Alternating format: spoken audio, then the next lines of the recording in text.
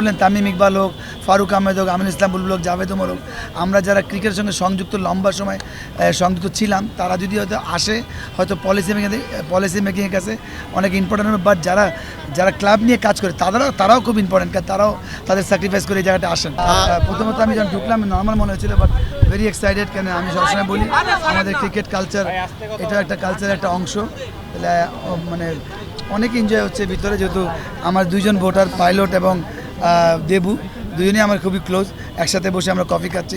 Winning losing important, বা more important যে আমরা একত্রে ক্রিকেট নিয়ে কাজ করা মোর ইম্পর্টেন্ট, যেটা অনেক সময় হয়নি। বাট আমার বিশ্বাস এই ইলেকশনের মাধ্যমে যদি যারা ফেলও করে, মিলেমিশে কাজ করা উচিত, বা আমরা মিলেমিশে কাজ করব ইনশাআল্লাহ। অনেক রকম অভিযোগও আছে, আসলে আপনি কেমন দেখলেন? আপনি তো ভোট রেখে এসেছেন, ভোট দিয়েছেন। এখন পর্যন্ত আমি কোনো এরকম কিছু দেখি নাই। আমি হয়তো বেশিক্ষণ হয় নাই, 15-20 মিনিট হয়েছে, তেমন কিছু দেখি নেই। আমার কাছে মনে হয় এখন পর্যন্ত স্মুথ যাচ্ছে। আর আমার বিশ্বাস এটা এমন কোনো বড় ব্যাপার না। এটা আলটিমেটলি ক্রিকেট বোর্ডে যারাই আসবে বা যারাই ভোট দিবে, ক্রিকেট কালচার হওয়া উচিত, আর ক্রিকেট নিয়ে চিন্তা করা উচিত, তাহলে এগুলো অভিযোগ সরে যাবে। রোজকার সাধারণ খাবার এখন হবে অসাধারণ। প্রাণ স্বাদের মশলা, স্বাদ বাড়ায়, ঘ্রাণ ছড়ায়। তামিম ইকবাল থাকলে কি আরো একটু জলুসটা বাড়তো কিনা বিসিবি নির্বাচনে? এটা কি এখন ওয়ান সাইডেড একটা ইলেকশন হয়ে গেল কিনা? প্রতিদ্বন্দ্বিতার আমেজটা নাই। দেখেন, আলটিমেটলি উইথড্র করে এটা আপনার কন্ট্রোলে না।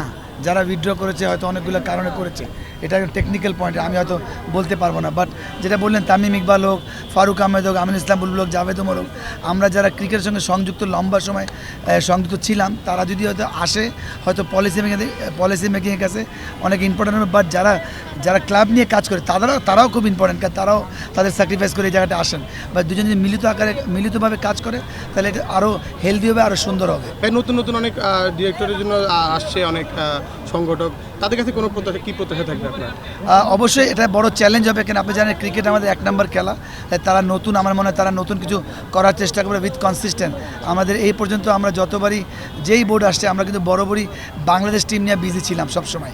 আমার বিশ্বাস এর মাধ্যমে নতুন করে আমরা একদম 10 বছর পর কী করতে চাই, যারা নতুন ডাইরেক্টর, বা 5 বছরে আমরা কী করতে চাই, এটা একদম পুরো ক্লিয়ার একটা পিকচার যদি দেয় দেশবাসীর সামনে বা আপনার মিডিয়ার সামনে, তাহলে এটা আরও হেলদি হবে, সাথে জবাবদিহি থাকবে, তাহলে আরও সুন্দর হবে। Thank you. Thank you.